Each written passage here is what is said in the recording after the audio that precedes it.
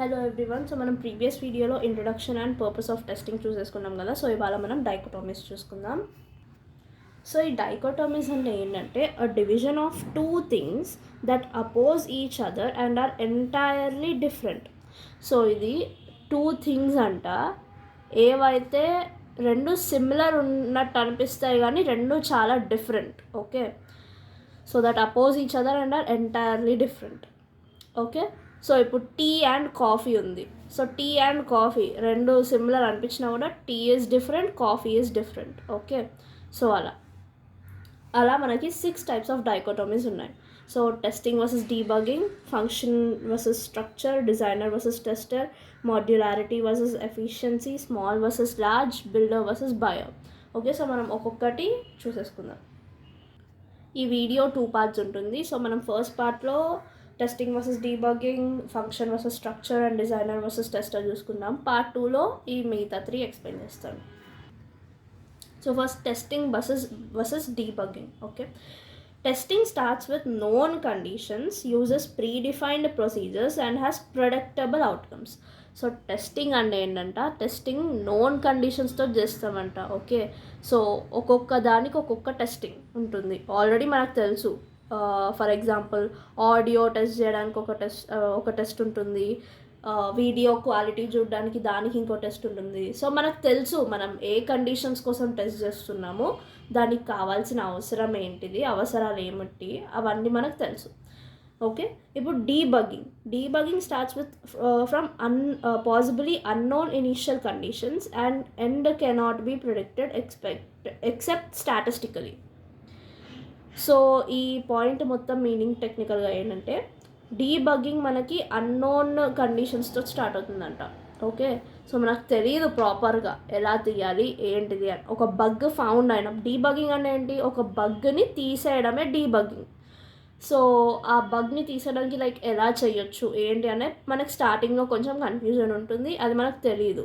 థియరటికల్గా తెలియదు కానీ స్టాటిస్టికల్గా మాత్రం మనము అనలైజ్ చేసుకోవచ్చు అనమాట. ఓకే, సో అది testing and debugging. Second, testing can be and should be planned, design and scheduled. So test చేయడానికి మనకు ఒక ప్రాపర్ ప్లాన్ ఉండాలంట, ప్రాపర్ డిజైన్ ఉండాలంట, ప్రాపర్ స్కెడ్యూల్ ఉండాలంట.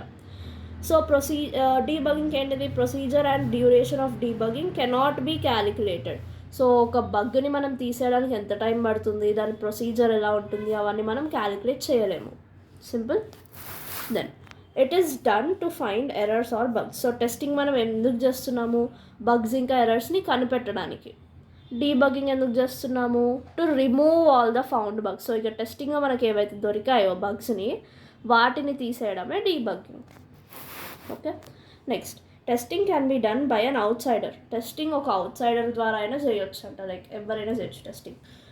Debugging must be done by an insider. So debugging అన్నది ఎవరు పడితే వాళ్ళు చేయలేరు, ఆ బగ్స్ని తీసే వాళ్ళు ఇన్సైడర్సే ఉండాలి. ఇన్సైడర్స్ అంటే ఎవరు, developers. Next, testing can B automated. Testing అన్నది ఆటోమేటిక్గా కూడా చేయొచ్చు అంట. ఓకే, కానీ డీబగింగ్ కెనాట్ బి ఆటోమేటెడ్. మనం ఆటోమేటిక్గా డీబగింగ్ని తీయడం వల్ల జరగదు, దానికి మనమే చేయాలి. డీబగ్ అంటే ఏంటిది, ఎర్రర్ని తీసేయడం అంటే మన హెల్ప్ ఖచ్చితంగా ఉండాలి, అది ఆటోమేటెడ్ ప్రాసెస్ కాదు. Next, programming knowledge is not required to perform testing. So testing చేయడానికి ప్రోగ్రామింగ్ నాలెడ్జ్ ఉండాల్సిన అవసరం లేదంట. డీబగింగ్కి ఏంటిది, programming knowledge is required to do the debugging process. So మనకి ప్రోగ్రామింగ్ నాలెడ్జ్ ఖచ్చితంగా ఉండాలంట డీబగ్ చేయడానికి. Okay, next, testing phase starts after coding process is done. So coding అంతా అయిపోయిన తర్వాత టెస్టింగ్ స్టార్ట్ అవుతుంది. Debugging process is done after testing process is done. Okay, so ఇప్పుడు coding అయిపోయిన తర్వాత టెస్టింగ్ జరుగుతుంది.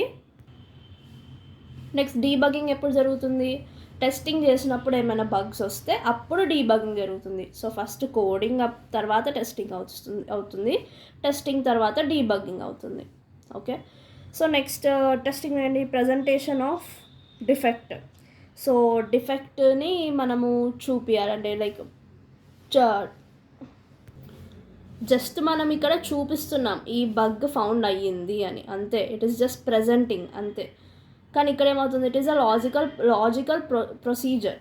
సో ఆ బగ్ని తీయడానికి మనకు ఒక ప్రొసీజర్ ఉంటుంది, అదే ఇక్కడ చెప్తుంది. డీబగ్గింగ్కి ఒక లాజికల్ ప్రొసీజర్ ఉంటుంది, టెస్టింగ్ ఏమో జస్ట్ మనం డిఫెక్ట్ని ప్రజెంట్ చేస్తాం అంతే.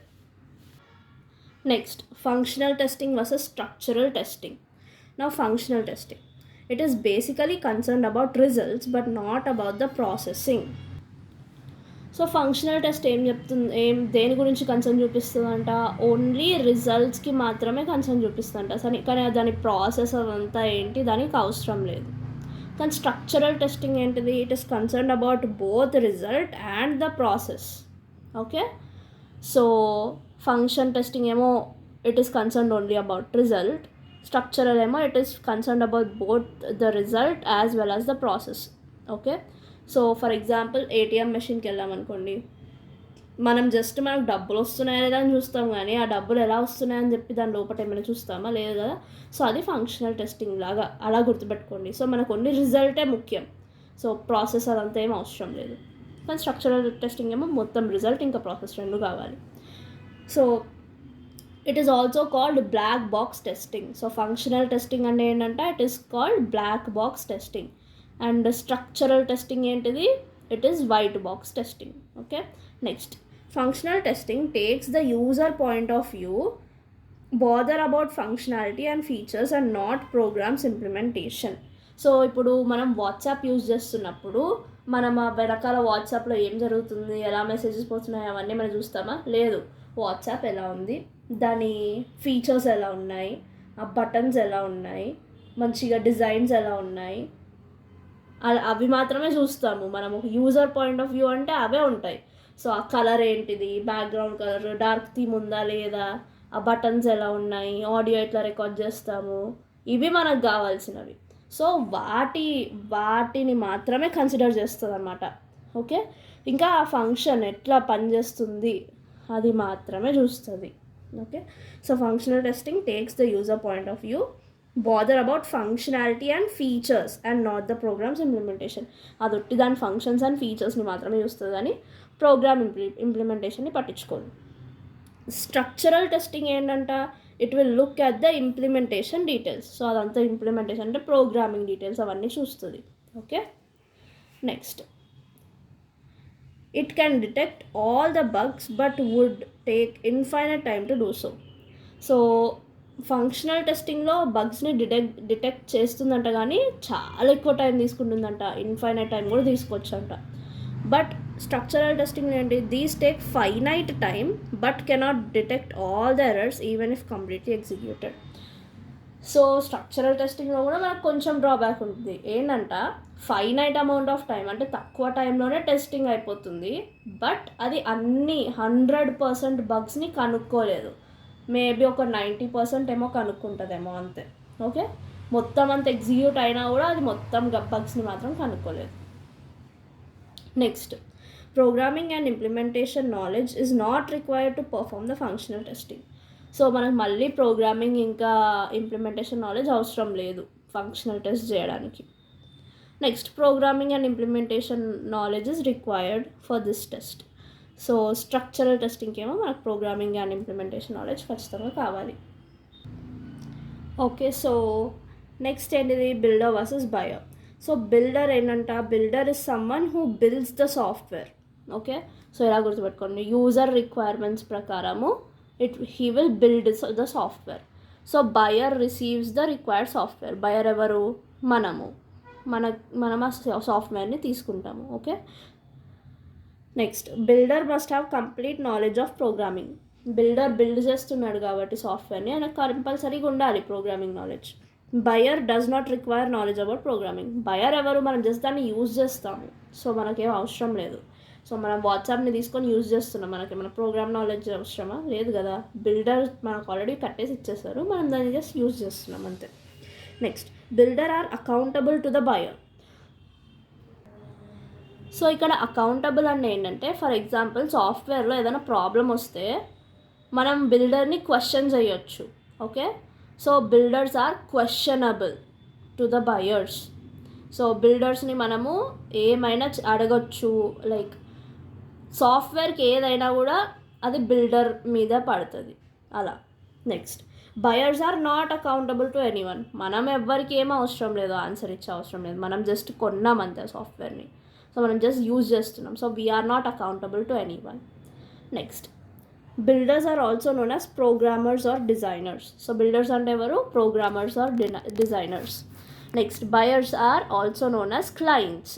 సో మా బయర్స్ని ఏమంటారంట? క్లయింట్స్ అంటారంట. Okay. Next, builders concern about both result and the structure. So builder అంటే వాళ్ళు మొత్తం అంతా చూసుకోవాలి కదా, మొత్తం చూసుకొనే కదా వాళ్ళు సాఫ్ట్వేర్ని ప్రొడ్యూస్ చేసేది మార్కెట్లో. సో వాళ్ళు స్ట్రక్చర్ కూడా చూసుకోవాలి, రిజల్ట్ కూడా చూసుకోవాలి, రెండు. And buyers are concerned only about the result. So మనకి ఏంటి, వాట్సాప్ పనిచేస్తుందా లేదా, సాఫ్ట్వేర్ పనిచేస్తుందా లేదా, అంతే మనకి.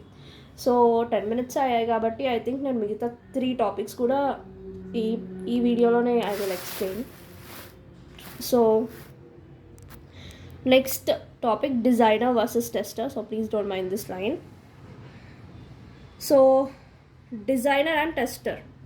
సో డిజైనర్ అంటే ఏదో ప్రోగ్రామ్ డిజైనర్ కాదు, test designer. So test designer is the person who designs the test. So test designer ఎవరంట? ఒక టెస్ట్ని డిజైన్ చేసే అతనే టెస్ట్ డిజైనర్. వెరాజ్ the tester is the one who actually performs the tests and who actually tests the code. అంటే like so ఇక్కడ test designer ఏమో టెస్ట్ని design చేస్తాడు, tester ఏమో ఆ కోడ్స్ మీద, ఆ ప్రోగ్రామ్ మీద, అంటే ఆ సాఫ్ట్వేర్ మీద టెస్టింగ్ చేస్తాడనమాట. Okay. So I hope there is no confusion. Test designer will design the test, tester will perform the test. During functional testing, tester and designer are different persons. So functional testing అని మనకు ఒకటి ఉంటుంది. సో ఆ testing చేసేటప్పుడేమో tester and designer రెండు different persons అంట. Okay. కానీ during unit testing the tester and programmer are the same person. అంటే కొన్ని టెస్ట్స్కి ఇద్దరు డిఫరెంట్ ఉంటారు, కొన్ని టెస్ట్స్కి ఇద్దరు ఒక్కరే ఉంటారు. సో ఫంక్షనల్ టెస్ట్స్ ఏమో ఇద్దరు వేరే పర్సన్స్, యూనిట్ టెస్టింగ్లో ఏమో ఇద్దరు ఒకటే person. Okay. So this is all about designer versus tester. Next వచ్చేసి మాడ్యులారిటీ అండ్ ఎఫిషియన్సీ. సో ఈ రెండు ఏంటంటే, ఫస్ట్ మాడ్యూల్ అంటే ఏంటో చూద్దాం. So a module is a discrete well defined small component of a system. So మీరు module అంటే it is a small component of a system అని గుర్తుపెట్టుకోండి. ఓకే. సో మాడ్యులారిటీ అంటే ఏంటి అంటే, ఫస్ట్ ఇవి చూద్దాం. స్మాలర్ ద మాడ్యూల్స్ అంటే ఇప్పుడు ఏంటిది, ఒక కాంపనెంట్ ఆఫ్ అ సిస్టమ్ అని మనకు అర్థమైంది. సో ఒకవేళ మాడ్యూల్స్ చాలా చిన్నగా ఉంటే they are difficult to integrate. Difficult to integrate అంటే ఏంటి, make it work with other devices or components. Okay. Sorry for the disturbances. So make it work with other devices and components అనమాట. So integrated అంటే ఏంటంటే, మనము ఒక కాంపోనెంట్ని మిగతా components or మిగతా డివైజెస్ తోటి వర్క్ చేసే కెపాసిటీ అనమాట. సో ఒకవేళ మరీ చిన్నగా ఉన్నాయనుకోండి మాడ్యూల్స్ కొంచెం కష్టం అవుద్ది. ఓకే. వేరే డివైజెస్ తోటి ఇంటిగ్రేట్ చేయడం అని. Larger the modules difficult to understand. మరీ పెద్దగా ఉన్నా కూడా కొంచెం డిఫికల్ట్ అయిపోతుంది అండర్స్టాండింగ్ చేసుకోవడానికి. సో ఇప్పుడు మనకి మాడ్యూల్ అంటే ఏంటో అర్థమైంది కదా. మాడ్యూల్ అంటే ఇట్ ఈస్ అ కాంపోనెంట్. మరీ చిన్నగా కూడా ఉండొద్దు, మరీ పెద్దగా కూడా ఉండొద్దు. సో దాన్ని మనము టెస్టింగ్కి పెడుతున్నాం. ఎలా? Both tests and systems can be modular. So both tests ఇంకా సిస్టమ్స్కి కూడా మాడ్యులారిటీ అన్నది ఉంటుందంట. మాడ్యులర్గా ఉండొచ్చు అంట, అంటే మరీ చిన్నగా కాకుండా మరీ పెద్దగా కాకుండా. So testing can and should be organised into a modular components. So టెస్టింగ్ని కూడా మనము మాడ్యులర్ కాంపోనెంట్స్లో ఆర్గనైజ్ చేయాలంట. సో దాన్నే మాడ్యులారిటీ అని అంటాం. ఓకే. సో టెస్టింగ్ని మనం ఎప్పుడైతే ఆర్గనైజ్ చేస్తామో మాడ్యులర్ కాంపోనెంట్స్లో దాన్ని మాడ్యులారిటీ అంటాం. So testing must be organised into modular components. Okay. అటు చిన్నగా కాకుండా అటు పెద్దగా కాకుండా it has to be properly organised. Small independent test cases can be design to test the independent modules. So చిన్న టెస్ట్ కేసెస్ అవన్నీ ఉన్నవి మనము యూజ్ చేయొచ్చు అంట ఆ ఇండిపెండెంట్ మాడ్యూల్స్ని టెస్ట్ చేయడానికి. దీన్ని మాడ్యులారిటీ అని అంటారు. Okay. So this is about modularity. మీకు డౌట్ ఉండొచ్చు ఎఫిషియన్సీ ఎక్కడ అని. సో ఈ టెస్ట్ కేసెస్ మనం రన్ అయ్యేటప్పుడు, లైక్ ఈ టెస్ట్ కేసెస్ అన్నీ కూడా ఎఫిషియెంట్గా ఉంటేనే అది ప్రాపర్గా పనిచేస్తుంది. సో అది ఎఫిషియన్సీ అంటే లైక్ ఎగ్జాక్ట్గా చెప్పాలంటే ప్రాపర్ వర్కింగ్, లైక్ అక్యురేట్ ఉండడం రిజల్ట్స్ కూడా. సో అది ఎఫిషియన్సీ. సో ఈ మాడ్యులారిటీ అండ్ ఎఫిషియన్సీ యాక్చువల్లీ ఒక్క టాపిక్ కొంచెం ట్రిక్కీగా ఉంటుంది. బట్ మాడ్యులారిటీ అంటే స్మాల్ కాంపోనెంట్స్, ఎఫిషియన్సీ అంటే for it to work properly. Okay, next small versus large. Small versus large is very very easy. So programming in large అంటే ఏంటంటే constructing programs that consist of many components written by many programmers. So ఇప్పుడు large అంటే ఏంటంటే చాలా components ఉంటాయంట ఒక ప్రోగ్రాంలో. ఈ స్క్వేర్ మొత్తం ఒక ప్రోగ్రామ్, ఈ మొత్తం ప్రోగ్రామ్ రన్ అవ్వడానికి ఇన్ని కాంపోనెంట్స్ కావాలి. ఈ ఒక్కొక్క component, I'm extremely sorry for all these noises. So ఈ బాక్స్ మొత్తం ఒక ప్రోగ్రామ్ అయితే దానిలో ఒక్కొక్క సర్కిల్ ఇవి కొన్ని కాంపోనెంట్స్ అనమాట. సో ఈ కాంపోనెంట్స్ అన్నీ ఉంటేనే ప్రోగ్రామ్ రన్ అవ్వగలుగుతాయి. సో ఈ కాంపోనెంట్స్ అన్నంట ఒక్కొక్క ప్రోగ్రామర్ డిజైన్ చేసిండంట. ఓకే, సో ఒక్కొక్క కాంపోనెంట్కి ఒక్కొక్క programmer. So a program that has many components designed by many programmers is called programming in large. So అంటే ఏంటంటే constructing programs that consist of many components written by many programmers, అది large programming అంటే. Now programming in small is what we do for our selves in privacy of our own office. So మన కోసం ఒక చిన్న చిన్న programs like designing a basic calculator or ఇలా చిన్న చిన్న ప్రోగ్రామ్స్ అన్నీ ఏవైతే ఉన్నాయో మన కోసము మనం చేసుకునేవి అవి స్మాల్ ప్రోగ్రామ్స్ అని అంటాం. Okay, so that is small versus large. So these are the dichotomies in software testing. So thank you. ఏమైనా డౌట్స్ ఉంటే ప్లీజ్ కింద కమెంట్స్లో పెట్టండి.